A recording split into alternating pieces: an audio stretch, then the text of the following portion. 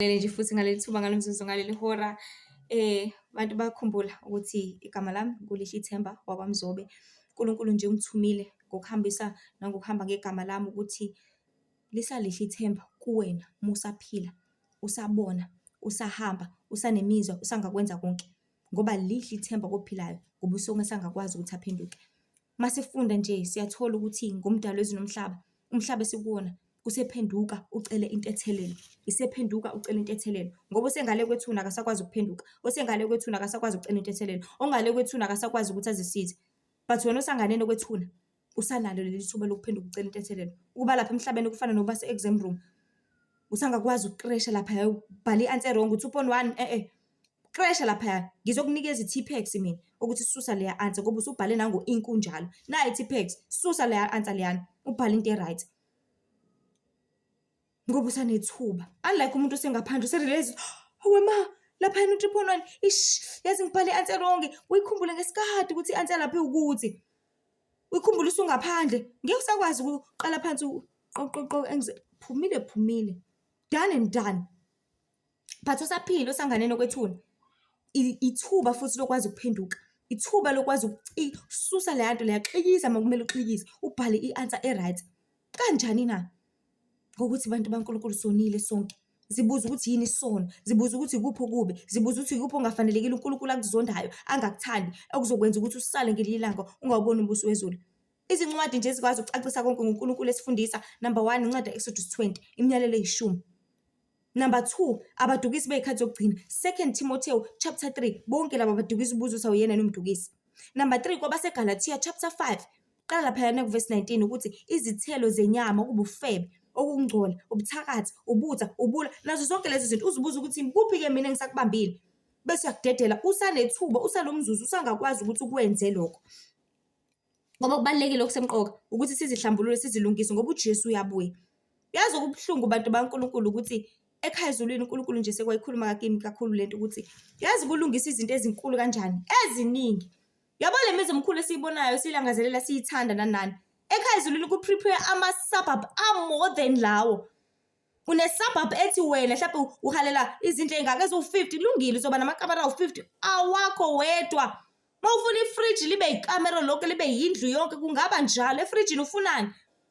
Ufuna i-watermelon le mhlawumbe uyidla kanye kuphela ngonyaka. Kodwa lapha ekhaya ezulwini ungayidla noma yinini. Uhalela ini umango la emhlabeni uthola ngoDisemba kuphela, kodwa lapha ekhaya ezulwini ungawuthola nangoJulayi. Ufuna ini noma yini oyifunayo uzoyithola. Ufuna ini noma yini olangazelela uzoyithola mahhala. Awuzoyidinga uyisebenze kushintsha incwadi kaIsaya. Ukuthi kungani nifuna konke, nithenga izinto ezinganelisiyo na? Nichithelana imali yenu kukunganelisiyo nenzuzo yenu kuloko kuphelayo. Ngilalele nokungilalela. Mphefumule nijabule ngamanoni. uKristu ufuna ukuthi sihlangazwe kwasekhaya. Ekhaya ezulwini khona yonke into guys. Khona lonke uhlobo ongalicabanga lento ethandekayo kuwe kusuka ejuleni kwenhliziyo yakho. Ngoba sithi masiphila ubuzulu lapha ezweni. Uthi yazi Nkosi namhlanje yazi ngifisa ukuthi ngilale ngidle ukudla engizokudla. Ngiphethe nje ukuthi ngidle i-aphula nobhanana. Ngithi ngihamba ngishumayela indaba zaNkulunkulu. Athi umuntu ayi ngiyabonga usuyothenga i-drink anginikeze u10 rand. Hawu kubuye instantly ukuthi hawu naleli aphula nobhanana because uNkulunkulu is the provider. Yaxolisa abantu baNkulunkulu ukuthi uthando kaNkulunkulu liyamangaza kakhulu. Ngoba mkhulu ungumnini mandla wonke, ayikho into emhlulayo. Ayikho into angakwazi ukuyenza. Khona umzali wakho angeke akwazi ukwenza, khona umyeni wakho angeke akwazi ukwenza, khona iboss yakho angeke akwazi ukwenza, khona abaningi obathembile wena abangeke baze bakwazi ukwenza.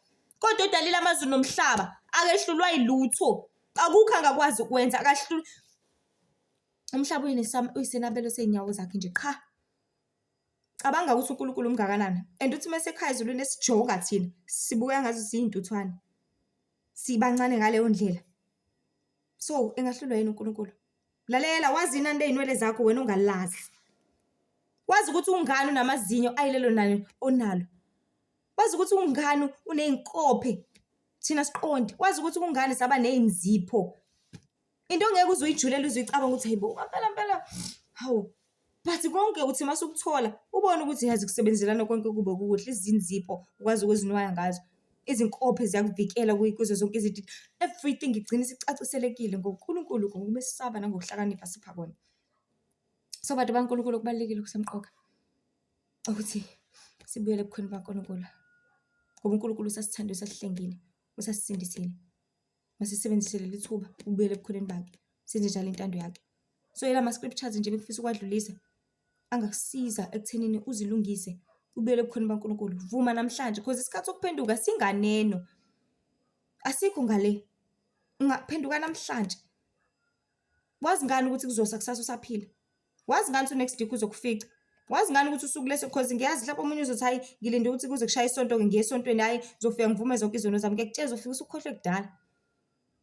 Ulinde ukuthi namanye amabandla athi hayi makubusika thina sibhabhadisa, amanzi abanda kabi, Nkosi yami, ngiyakutshela alisekho ithuba, siphelile isikhathi. So vuma namhlanje ukuthi uJesu uyiNkosi nomsindisi, uphenduke. Because bantu baNkulunkulu, uJesu uyabuya uzolanda ibandla lakhe. Ngabo nibetheni ilineni elicolekile elizenzo zokulunga. Ekhaya ezulwini kuna yonke into ongayithanda, kuna yonke into oyidingayo.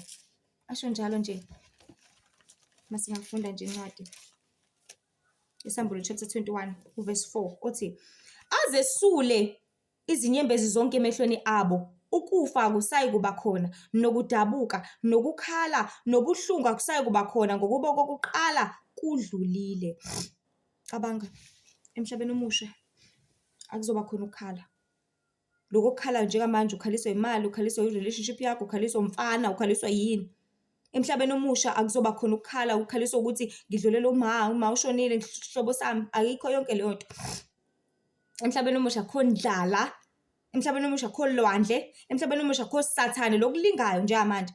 Emhlabeni omusha akho butha, akho xabana, akho xokozela, kunokuthula kuphela nje qha. Emhlabeni omusha khona okuhle kodwa kukho kubi. So bantu bakaNkulunkulu, izulu lisibekele okukhulu kuphela. Okukhulu kuphela. Ngaphinda ngithi okukhulu kuphela. Ngabe uyakulangazelela nokukhulu. Ubekela isubsidi laphaya. Kodwa wena wenze njani ukhetha ukuhlala emkhukhwini? Uthi uwohloka lowo mkhukhu uzophela ngawo. Uthi uNkulunkulu uvuthisa wonke lamaskomplazi lawo awangqongqisa, uzongqongqa khona lapho. Because uzithathe wazibeka lapho wena.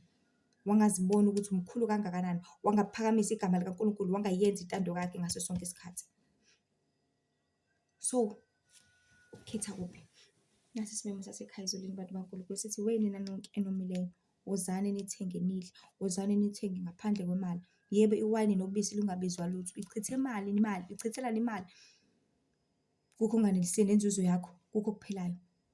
Verse 6, Isaiah 55 verse 6, mfuneni uJehova esenokuthola, nimbize seseduzane. Omubi makashiye indlela yakhe, nomuntu owenza ukubi imicabango yakhe abuyele kuJehova, ngoba uyakwenza ukuthethelela kube kukhulu. Ulindiwe ukuthi uzoxolelwa ngenxa yokuthi uyafeba. Ulindiwe ukuthi uzoxolelwa ngenxa yokuthi unamanga. Ulindiwe uzoxolelwa ngenxa yokuthi uyaphuza. Ulindiwe uzoxolelwa ngenxa yokuthi uyabhema. Ulindiwe ukuthi uzoxolelwa ngenxa yokuthi uyaphinga. Ulindiwe ukuthi uzoxolelwa ngenxa yokuthi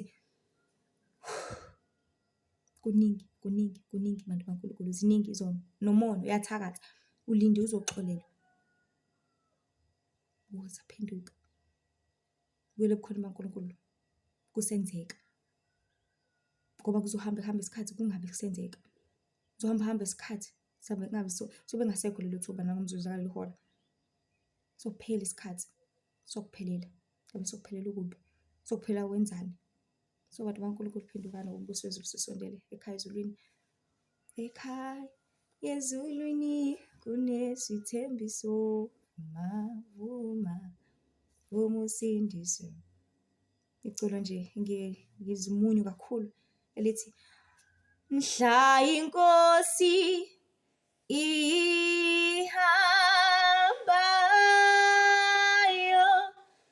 mangabikho osalayo. Mangabikho osalayo. Mhla abangcwele beyobizwa. Mhla iNkosi ihambayo, mangabikho osalayo. Nkosi nje benani nibusise. Ikholwa kweqiniso ubuyele ebukhoneni baNkulunkulu. Ngoba isikhathi siphelile. Noma sisebenzise indlela ukuhlakanipha ukuze siza thina sihambe neNkosi siyobusa embusweni wayo. kuzophatha. Amen.